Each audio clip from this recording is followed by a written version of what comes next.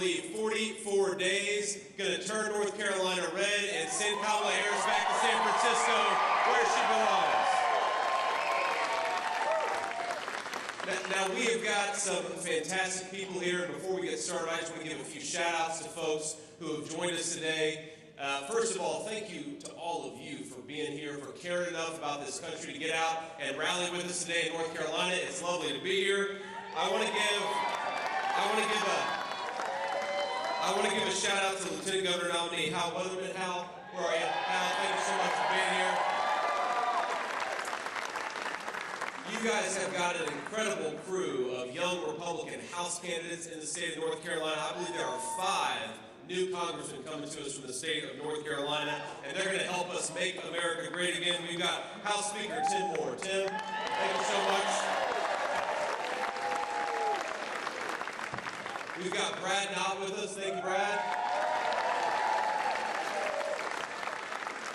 We've got Addison McDowell. Where's Addison? Thank you, Addison.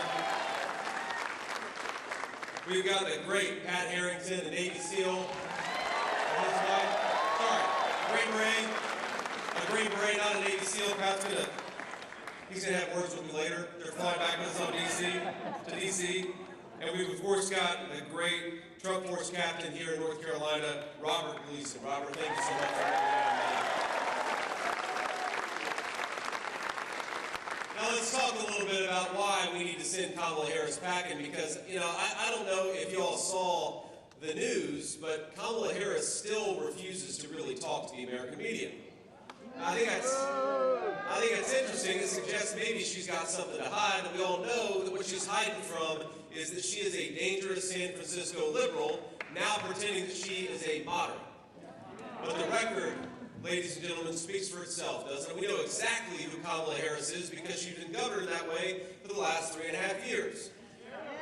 Now let's talk for just a second about Kamala Harris's record, because she says now that she wants to support the police, but she ran for president 3 years ago saying she wanted to defund the police and make our communities less safe.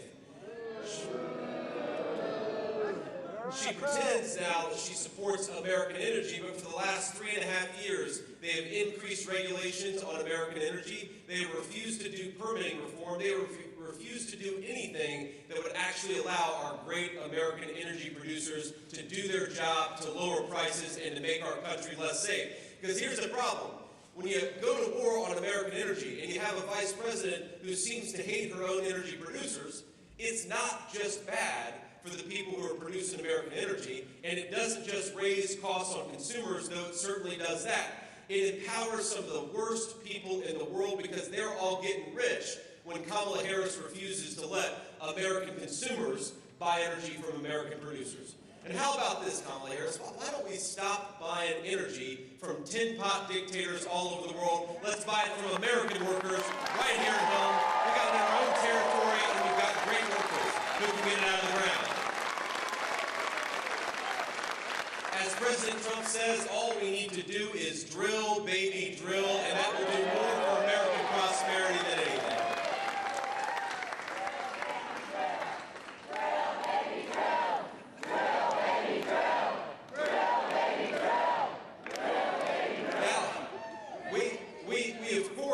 Have a lot of other economic problems in this country, but it is hard to talk about any of those problems without focusing on energy. I was actually just asked backstage by a couple of local reporters, what is the most important thing that we can do to lower costs on American consumers? And the answer really is drill, baby, drill.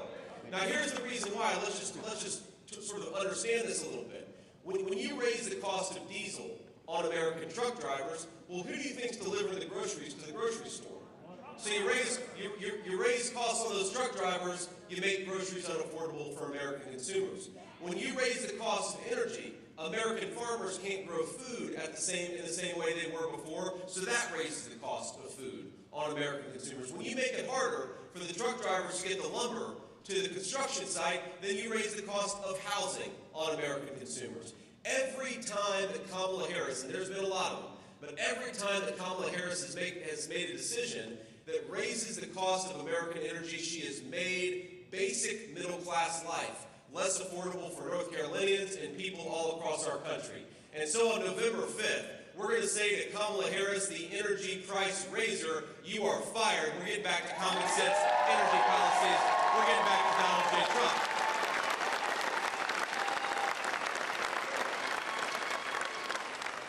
Now, let's just go through some basic facts here on what Kamala Harris's economic policies have brought right here in the state of North Carolina.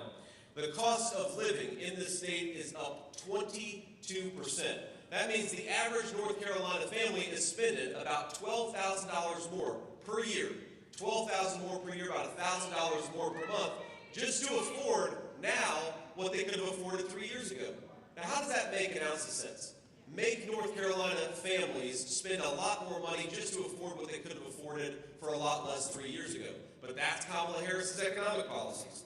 Inflation has cost the average North Carolina family over $30,000 since Kamala Harris took office. Gas prices are 30% higher today than when Kamala Harris took office, and home prices, especially here in Raleigh and some of the big cities, housing is completely unaffordable for young Americans. 56% higher thanks to Kamala Harris's policies. And I've got 3 kids, and I think I speak for all the parents and the grandparents out there. We want our young families to be able to afford the American dream of home ownership. That's why we've got to get Donald J. Trump back in the White House.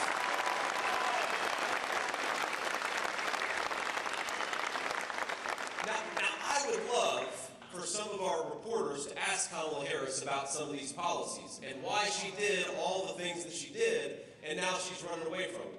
She has flip-flopped on literally every single proposal that she ran on in 2020. Now she says she doesn't believe.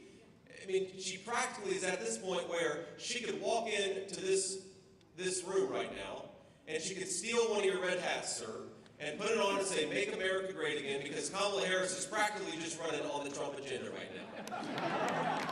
But as much as she's running on the Trump agenda, she has been in office for 3.5 years, and she hasn't done a damn thing about it. Kamala Harris, stop talking about what you will do. Start talking about what you have done, and the answer is not a damn thing.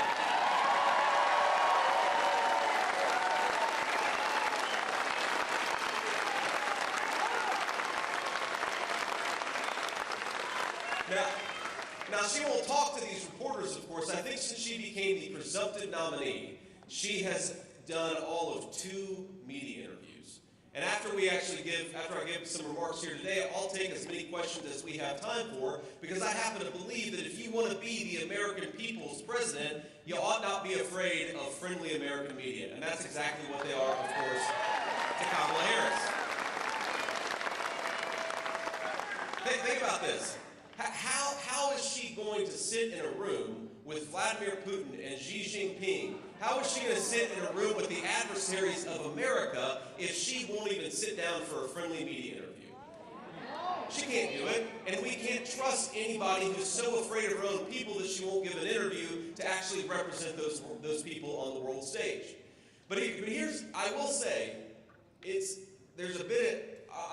something selfish about this, because part of the reason I want Kamala Harris to do more interviews is because there's so much comic relief in it. I really do believe that every time she answers a question, we gain about 100,000 votes. So I do selfishly wish that Kamala Harris would give more interviews to the North Carolina media, because then I think the state wouldn't even be close come November. And I don't know if you've seen, my friends, some of these interviews that she gives, but they'll say, well, Kamala, give us your specific plan. What is your exact plan for how you're going to lower the grocery, food, and housing prices for American citizens? And she'll say, well, did you know I grew up in a middle-class family?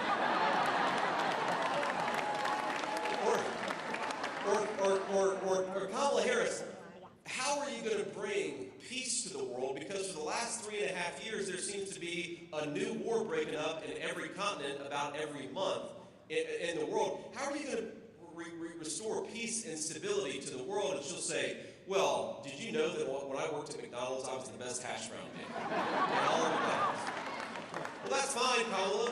I like McDonald's hash browns too, but that has nothing to do with what your plans are to fix the problems and the crises you've caused for the last 3.5 years. We do not care, Kamala Harris, about how much you want to talk about yourself. We want to understand how you're going to fix the problems for the American people, the problems caused by your policies and under your watch.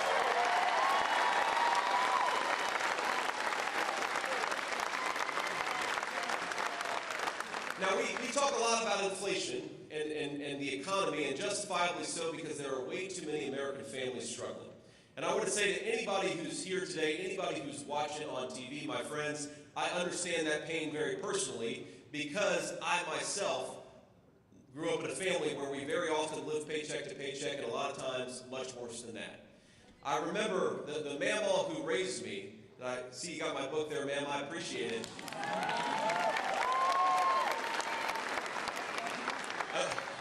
Available wherever bookstores are sold, so go out and get yourself a copy if you haven't yet. But I know there are a lot of mamaws in North Carolina, because there are a lot of Appalachian people in North Carolina, and we call our mamaws and papaws, our grandparents and grandmas and grandpas. But look, here's the thing. I remember growing up with mamaw, and I remember a couple of things in particular. One is when times were really tight, and there was a particularly cold winter night. Sometimes we didn't have the money to turn on the heating. And sometimes we'd plug in a space heater and just sit by it before we went to bed, or sometimes we'd throw a few extra blankets on. And I remember thinking, when I am a grown man, I don't really, the American dream to me, it's not about writing a book, it's not about starting a business, it's not even about running for vice president, as fun and as cool as this is. The American dream to me was I wanted to be able to give my kids the things that I didn't have when I was growing up. But I believe that we are a rich and prosperous enough nation that no American family should have to debate whether they can afford to turn on the heating in the middle of a cold winter night. I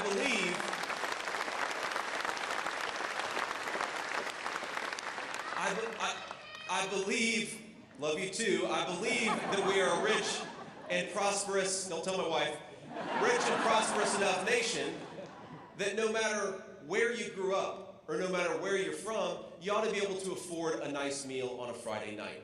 And that is ultimately, when we say make America great again, that's what we really mean, is if you work hard and play by the rules, you ought to be able to afford a good life in the country that your parents and grandparents built. It's really that simple. This is not that complicated, and this is not that hard. But it becomes hard to heat your home at night when energy prices are 40% higher. It becomes hard to put that nice meal on the table on Friday when food prices are 25% higher. Let's get back to common sense, and let's get back to giving every American citizen the good life they deserve. We can do it with better leadership, my friends.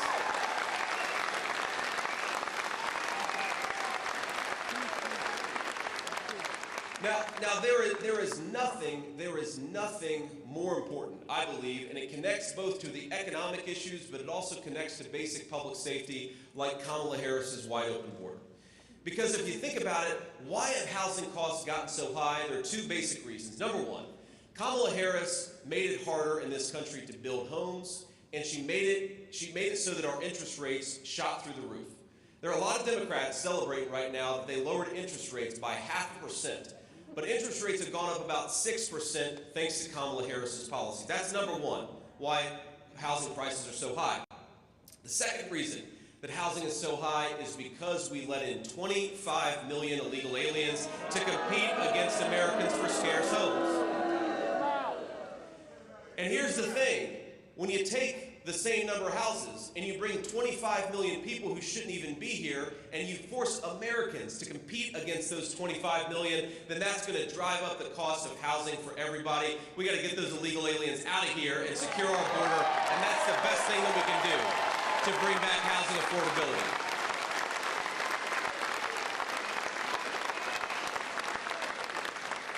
Now, we've seen this, by the way, in the state of Ohio. We've seen this in multiple communities across the country. And there's this game that Kamala Harris and the Democrats play. The first thing that they do is they will flood a small town or a big city with thousands of migrants who shouldn't be there in the first place. And the second thing they'll do is they'll say, you are a racist if you dare complain about it.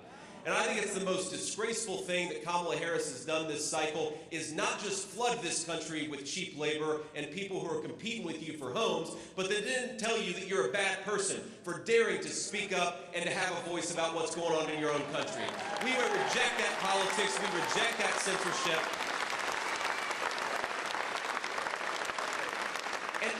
what's interesting about it is that very often the people who have suffered the most from Kamala Harris's open borders are people of Latino descent, or they're black Americans whose family has been in this country for 9 or 10 generations. In the town of Springfield, Ohio, which I'm honored to represent, we've heard from a number of residents that there are certain parts of town where they won't even drive because the illegal immigrants who have come in have made it unsafe to be on the roads. And you see the evidence of it, by the way, in skyrocketing car insurance rates. Whose car insurance rates have gone up? You think that has something to do with the fact that there are 25 million drivers on the road who shouldn't be here? And if they didn't follow our laws to get here in the first place, do you think they're following stop signs? Absolutely not. So the housing and everything else affordability crisis is connected to Kamala Harris's open border. And ladies and gentlemen, it did not have to be that way. I've been on the border twice, which is I think 2 more times than our borders are, Kamala Harris. And you know, the 2 times that I've gone, you know what really sticks out at me? Is the Border Patrol agents are heartbroken because all they want to do is to be able to do their job. And these people come from every walk of life. When I was last at the border, I spoke to a recent Latino immigrant, a legal immigrant to this country, who joined the Border Patrol because he wants to secure that southern border. You see every American from every possible walk of life, and they just want to do their job. Kamala Harris, why won't you just let them? It's that simple. So to everybody who wants us to have a secure border, we're going to say very simply that Kamala Harris's policy is to suspend deportations. Donald Trump is going to re-implement deportations.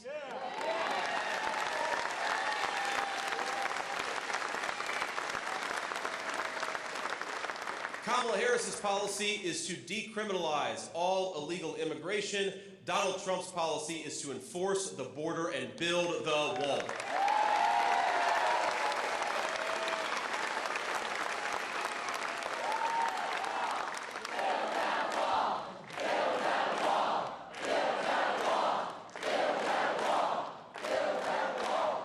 And Kamala Harris wants to bankrupt Medicare by giving Medicare to illegal aliens, which would throw millions of American seniors into poverty. Donald Trump's answer is to send people home who came here illegally. It's that simple. Our message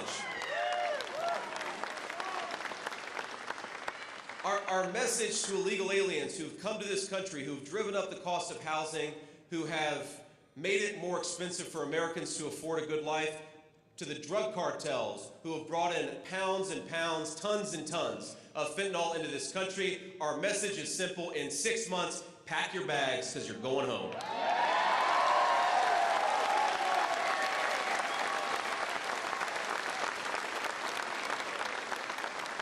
And let me just leave us there because I want to talk a little bit about public safety, because of course the border issue is so connected to our public safety, but it's not the only reason why we've had rising violent crime rates in this country under the policies of Kamala Harris. Now, just think about this. At the RNC convention, you all probably saw this wonderful young mother, beautiful woman with a handsome, probably 14-year-old kid who talked about her 14-year-old son dying of a fentanyl overdose. And how did he die of a fentanyl overdose? He died because he did what a lot of teenagers in this country do. He made a mistake, and that mistake was laced with fentanyl, and it took his life. And I remember after that woman's testimony, which was the most powerful thing I saw at the entire national convention, after that woman's testimony, there were a lot of these, online social media trolls who attacked this woman for daring to speak about what was going on in the country and for daring to talk about her son. And they say nasty, hurtful things like, well, why was your son taking something bad in the first place? And I remember one thinking, what a disgusting person to say that to a young mother who just lost a child. But more importantly, don't all of us want our children to grow up in a country where they can make childhood mistakes and not have it claim their life? I'm the father of a 7-year-old, a 4-year-old, and a 2-year-old. And as every parent will know, kids, especially teenagers, don't do everything that you want them to do. In fact, my 2-year-old doesn't do everything I want her to do. But we want our children to grow up in neighborhoods that are safe enough that kids can learn from innocent childhood mistakes and not have it claim their life. We want our children to grow up in safety and security. And whether you're a rich person or a poor person, we think the birthright of every American citizen is to grow up in safe neighborhoods and safe streets. And that's what we're going to bring to North Carolina and everywhere else when we get Kamala Harris out of the Oval Office. Now look, I cannot overstate how crazy this is and how we shouldn't be here. We should not be doing these things to our country. And we have so much going for us. We have the best people. I really do believe that we have the best workers, the best technology, the greatest historical traditions of any nation on the face of the earth, my friends. The one thing that we don't have is good leadership. We do not have a vice president who is fit to lead the greatest country in the world. So in just 44 short days, we get to send a message to Kamala Harris and everybody else: you are fired. Go back to your San Francisco home. You can act like a San Francisco liberal there, because we are going to elect Donald J. Trump, President of the United States.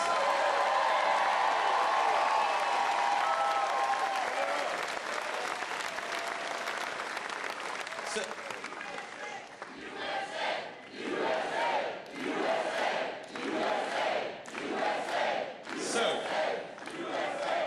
I know we want to take some questions from the media, but I'm asked everywhere that I go, what can we do? And what you can do is get as many people to the polls between now and November 5th as you possibly can. Get your friends and your family out there to vote. You know, I'm sure all of us have somebody in our life, maybe an elderly friend, an elderly family member, who can't necessarily drive to the polls. In fact, I've got a woman in my family who's north of 90, and she is a weapon of mass destruction behind a car. But we got somebody, her daughter, who's going to make sure she drives to the polls before November 5th. And we can all do that. We can all be a force multiplier. And here's the other thing that I want all of us to do. And I'm going to give us just a few seconds to do it right now. I want everybody to take out their phones, if you can. I'm sure most of us have phones in here. And take out your phones. Take either a photo, take a selfie of yourself, take a photo of me while I'm up here. And I'm going to ask you to go to whatever social media you use, whether it's Facebook or X or anything else, and get out there and post that story. And not just post it, not just post a picture, but give one reason why you're going to vote for Donald J. Trump. Because we are never going to have the media behind us.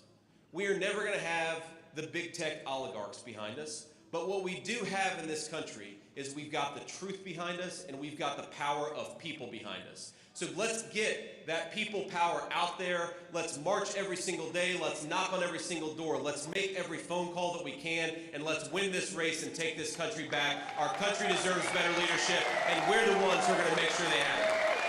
God bless you guys. Thank you.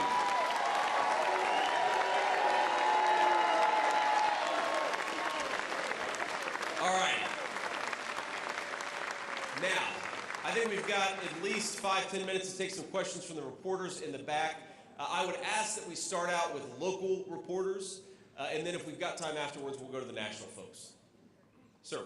Hey, Jeff Moore, Carolina Journal. Thanks for being here. I saw you at a football game this weekend. I'm wondering, as you work your way across the country, what your impression is about your interactions with voters in North Carolina and the policy successes of North Carolina over these last 10 or 15 years. Do you draw any inspiration there that you would like to take up to D.C.? Yeah, that's a really good question. I mean, I guess my takeaway from North Carolina voters is, look, you guys have a great spirit here in North Carolina. You go to I went to the ECU App State game. What do they call it? The cross state rivalry. Is that what? So I went there, and people were fired up. They were excited. And unlike an Ohio State-Michigan game, nobody was fighting each other at the ECU App State game.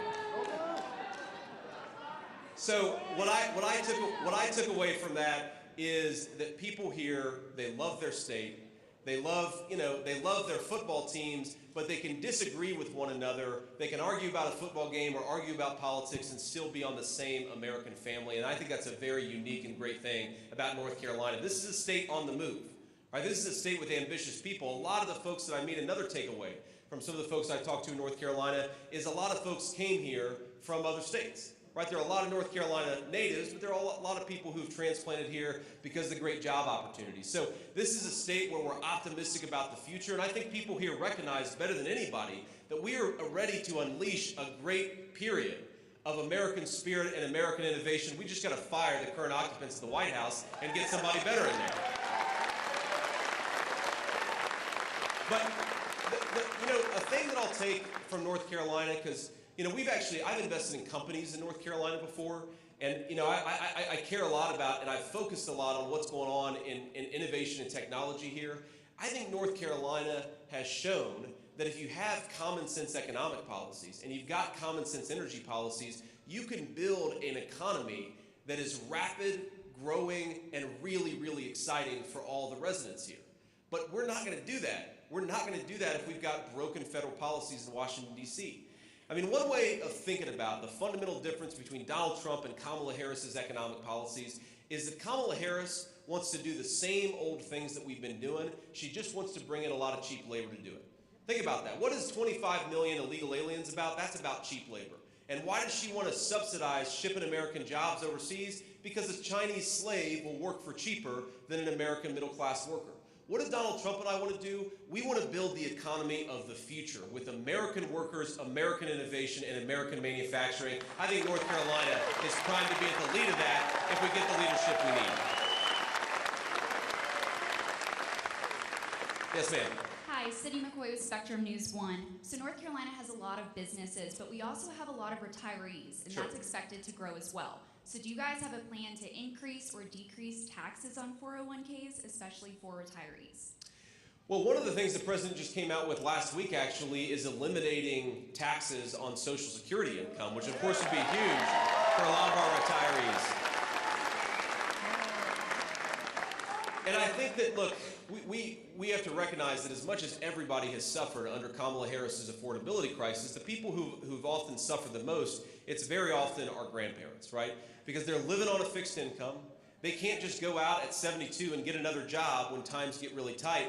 They're not able to work as easily anymore, and we've got to respect that and we've got to recognize that. We've also, because of the fentanyl that Kamala Harris has allowed to come across the southern border, we've got a lot of retirees who are taking care of kids who have been orphaned by this drug epidemic, taking care of kids they weren't planning to take care of.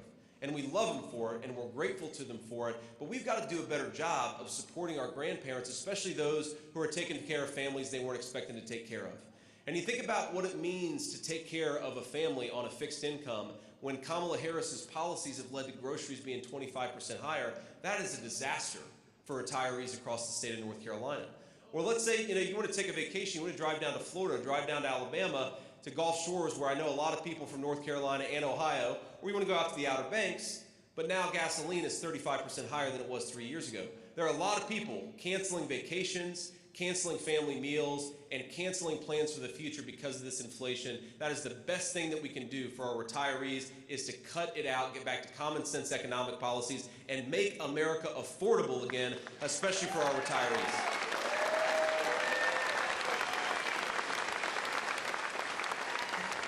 Senator Vance, AP Dillon, Yes, North ma'am. State Journal. Thank you for taking my question. You had talked earlier about energy independence. Could you expand on that just a little bit more? Are we talking opening up gas leases, or what does that have an impact for North Carolina, and how will that impact basically the eastern coast? Well, there are a few different things that we have to do. Number one, the Harris campaign, or the Harris vice presidency, has imposed a number of power plant regulations that are absolutely nonsensical and raise the cost of energy for North Carolina consumers. The second thing is we've got a lot of natural gas capacity all across our country. We don't have the pipelines to get this stuff where it needs to go. And Kamala Harris has got to stop shutting down pipelines. We need to be opening up pipelines, lowering costs for American consumers and everybody else. I want to make one more point just very specifically, because people very often don't realize the connection between energy and food prices. And it's connected in a whole host of ways. But you know one other way it's connected is, you know what the main fertilizer that we're using in our farms is derived from natural gas. So if you jack up the cost of natural gas, you're going to make farming more expensive. You're going to make food more expensive. And you want to know something really crazy and should scare all of us? As much as we've got going on in this country, we've got some very serious crises, and this is maybe the biggest. When the very first time, I believe in the history of this country, that we became a net food importer? And you know what that means? That means that we're eating more food than we're growing. We've always grown more food than we've eaten in this country. The first full year that we became a country where we eat more than we grow, 2023, under the policies of Kamala Harris. So it's bad for our farmers, it's bad for anybody who goes to the grocery store, but this is a massive national security issue. The dumbest decision, I'm 40 years old, the dumbest decision made by American leadership in my lifetime was they decided that we didn't need to make our own stuff anymore. So a lot of things, from the ibuprofen to the antibiotics to the manufactured goods, a lot of this stuff is made in China or somewhere else. It's a disgrace and we've got to stop it. But if it was a mistake to ship our industrial base off to China, then isn't it an even bigger mistake to ship our food supply to countries that very often hate us? This is craziness.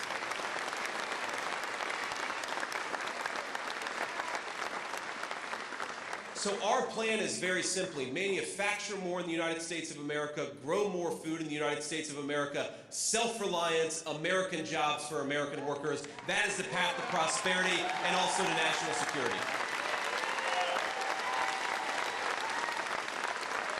Thank you. Ma'am. Hi, Senator. Lucille Sherman with Axios Raleigh. You mentioned food and manufacturing industries. Deporting migrant workers could have a significant impact on a state like North Carolina, which relies on migrant workers for hog farming, crop harvesting, construction, and more. How would your administration address that? Well, first of all, if you talk to farmers, farmers are as upset about the open border as almost anybody else. So I think farmers, and certainly I reject the idea that the only way to have a productive farm economy is to allow 25 million illegal aliens into this country. It doesn't make an ounce of sense.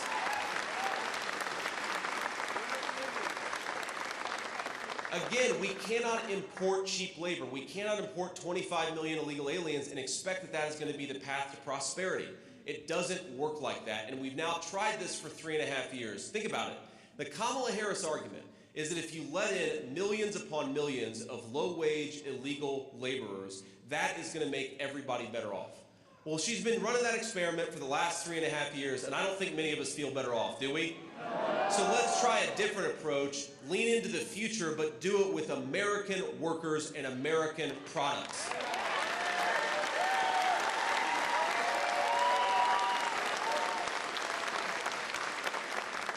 Thank you all. Ma'am. Hi, Senator. Vivian Salama from the Wall Street Journal. Thanks for bringing us along. I have a quick big picture and then one on news of the day, if that's okay. Sure. Just in terms of you joining the ticket with Donald Trump, with President Trump, before you were a senator and you had your own independent views, some of which were a little bit different than his, maybe even a bit more conservative. Similarly, Vice President Harris was a senator and you know, she joined the ticket. She was a candidate briefly. She had a bit more left-leaning views than President Biden, and when she joined the ticket, she also moderated to be in line with him.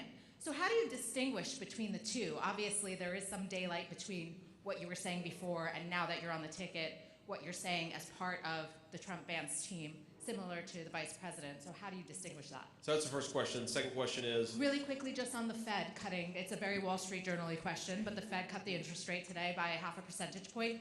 Going to alleviate inflation for a lot of people, and so if you have any reaction to that, we'd love it. Well, look, my reaction is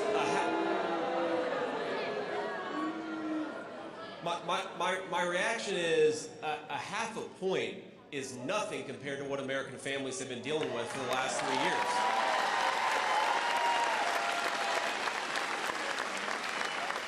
You know, when Donald Trump left office, a lot of Americans were getting 3-4% mortgages. Now they're getting 8% mortgages. A 0.5 point is not going to help those families a whole lot. It's better than nothing.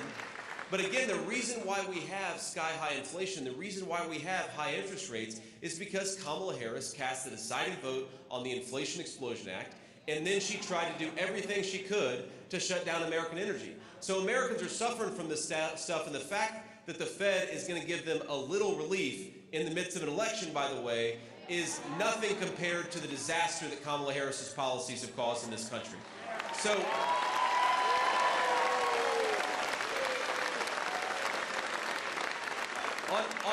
on your first question about, look, daylight between me and President Trump and Kamala Harris's daylight between Biden. First of all, there's one big difference on this account. And look, yes, I have changed my mind on things over the years. You know the difference between me and Kamala Harris is I actually stand in front of the American people and explain why.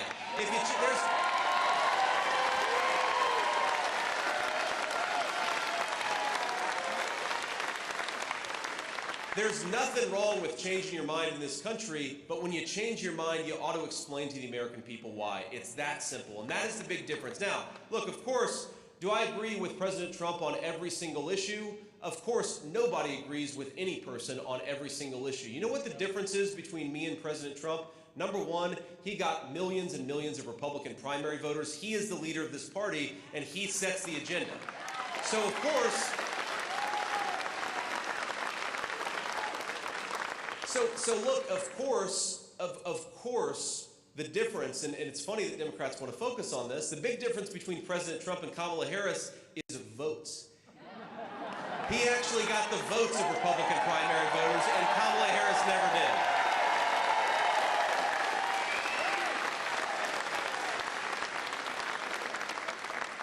And again, the problem with Kamala Harris, if she wants to say she changed her mind, then she is entitled to do that, but only if she stands before the American people and explains why. Stop running from the media, Kamala. They won't bite.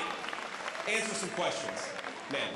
Hi, Senator. Christine Zhu from NC Newsline. So over the weekend, you went on Meet the Press to talk about what a proposed healthcare plan would look like under the Trump administration. Sure. Could you go into more detail about this specifically for North Carolinians and how it helped lower costs? Yeah, well, step back for a little bit, and the problem with American healthcare is actually that it works really well for most Americans, and it works really poorly for a lot, right? So if you don't have major health problems, if you just go to the doctor a few times a year to check in, maybe if you got, the flu or something like that, American healthcare actually works okay. But if you've got a serious condition, if you've got a chronic condition, that's where American healthcare is a complete disaster. And whether you're getting healthcare at the Veterans Administration, whether you're on Medicare, or whether you have private insurance, healthcare, if you've got a chronic condition, is a really, really significant problem. And we have got to fix healthcare for everybody, right? And look, the problem with what we've seen over the last few years is I talk to a lot of people, and the biggest complaint they have is they are paying more and more for health insurance premiums, and they're getting less and less out of it. Now again, if you only go to the doctor once a year for a physical, maybe that doesn't bother you as much. But if you're going to the doctor 3, 4, 5, 6, 7 times a year, our healthcare system is a disaster, and we have got to fix it. We really do. Now, in terms of specific plans, look, the biggest problem with our healthcare system right now is that you have a lot of federal regulations that don't make sense for the healthcare system that we actually have. That's number one. Number two, and so we're gonna actually implement some regulatory reform in the healthcare system that allows people to choose a health care plan that works for them. If you only go to the doctor once a year, you're gonna need a different healthcare plan than somebody who goes to the doctor 14 times a year because they've got chronic pain or they've got some other chronic condition. That's the biggest and most important thing that we have to change. Now, what that will also do is allow people with similar health situations to be in the same risk pools, so that makes our healthcare system work better. It makes it work better for the people with chronic issues. It also makes it work better for everybody else. Now, we also have to remember, Donald Trump doesn't just have a plan on this stuff. Donald Trump has a record. And actually, when Donald Trump, even though Kamala Harris likes to take credit for this, it was Donald Trump who got the $35 insulin that made insulin affordable for American consumers.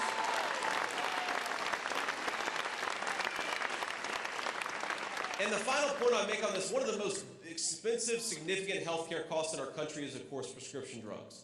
And remember what President Trump has said repeatedly, something that for some reason, the Harris talks a lot about lowering the cost of drugs, but she never goes here, and the reason she doesn't go here is because she is in the pocket of Big Pharma. And what Donald Trump has said is that Europeans are paying way less for prescription drugs than Americans are. We should let companies bring in drugs from Europe, lower the cost of prescriptions for American consumers, and make everybody better off and healthier in the process. Ma'am. Hi, Senator. Mina McCarthy with Politico. Question for you about the Haitian migrants in Springfield. So I know you've talked a lot about how we need to deport illegal aliens, but I wanted to ask you, the majority of the Haitians in Springfield came under TPS, so they are here legally. And I know you've expressed a lot of your issues with the TPS program and wanting to change that under a Trump-Vance administration. But I guess my question for you is, if you become the vice president under a Trump administration, what will you guys do about the migrants that are already there, since they did arrive legally? And a follow-up to that, if you plan to deport them, how would you do that legally? Well, look, this is a media and Kamala Harris fact check that I want to clarify and clear up right now. And here's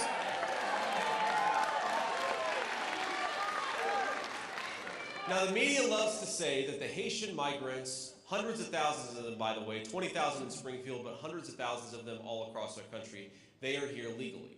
And what they mean is that Kamala Harris used two separate programs, mass parole and temporary protective status. She used two programs to wave a wand and to say, we're not going to deport those people here. Well, if Kamala Harris waves the wand illegally and says these people are now here legally, I'm still going to call them an illegal alien. An illegal action from Kamala Harris does not make an alien legal. That is not how this works.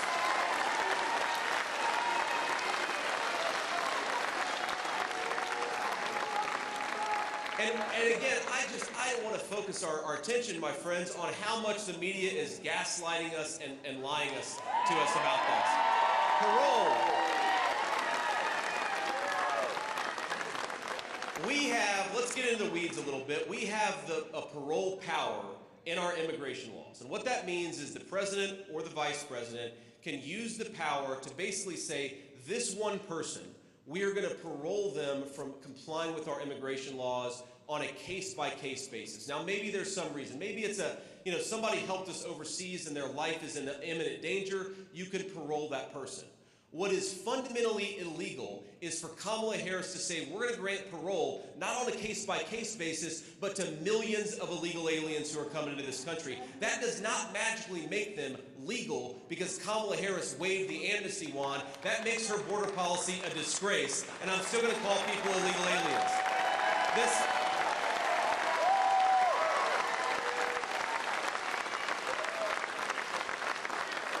And just think about the shamelessness required from Kamala Harris. Temporary protective status. That is Kamala Harris, through a government edict, saying you're not allowed to deport people anymore. Those Border Patrol agents who want to do their job, that's Kamala Harris saying you are not allowed to deport people anymore. So Kamala Harris says you can't deport people, and then she says you're also now legal instead of illegal. That is completely bogus. That is straight out of George Orwell. None of us buy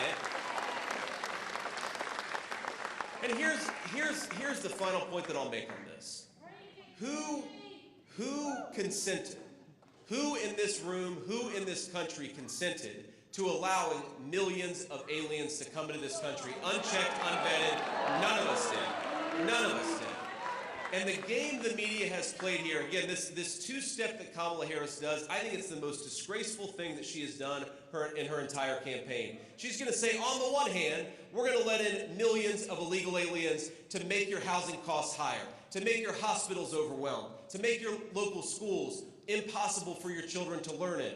She's going to do that, and on the other hand, if you dare complain about it, you are a racist. Kamala Harris, I think that's disgraceful. You ought to have respect enough for your own people to enforce their border laws and listen to them. Listen to them when they complain about it. Don't pretend they're bad people. And look, I think I speak for every person in here, and I think I speak for a lot of people, a lot of undecided voters, but certainly a lot of Republicans, independents, and Democrats who are voting for Donald Trump. We are allowed, under the First Amendment to this country, to tell our leaders that they're doing a bad job. We are allowed, Kamala Harris, to tell you got to stop importing millions of low-wage foreigners into our country. We are allowed, Kamala Harris, to tell you can't jack up the cost of housing by giving foreigners homes instead of American citizens. We're not bad people for loving this country. You're a bad person for doing this to the country in the first place.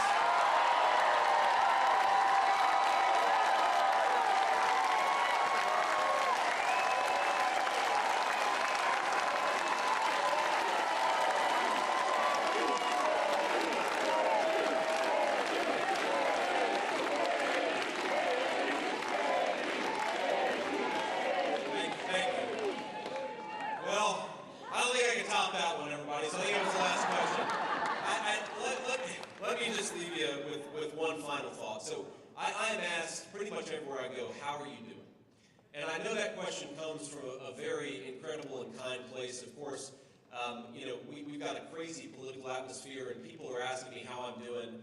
But look, I'm doing great. Don't ever worry about me. This is one of the greatest opportunities, the greatest honors I've ever had in my life. Now, and I appreciate that, sir. I need your prayers. And, I talked to the president on Sunday. I've talked to him since then, of course, too. But on Sunday around 1:45, I was sitting at home with my son, my 7-year-old, and the president calls me, and he says, JD, they just tried to do it again. I said, they did what? He said, they tried to shoot me again. And he kind of told me the story of what would then become public a couple hours later. And, of course, my first thought was, sir, are you okay? I mean, my God, I can't believe this has happened. Physically, clearly he was okay, or he wouldn't have been calling me. But, you just ask when something traumatic happens, are you doing okay? And, of course, the president was doing just fine. He was laughing and joking. It happened 5 minutes earlier. He hears the gunshots ring out on the golf course, and he's, joshing it up just a few minutes later. And the thing that he said was, well, the one thing I'm kind of pissed off about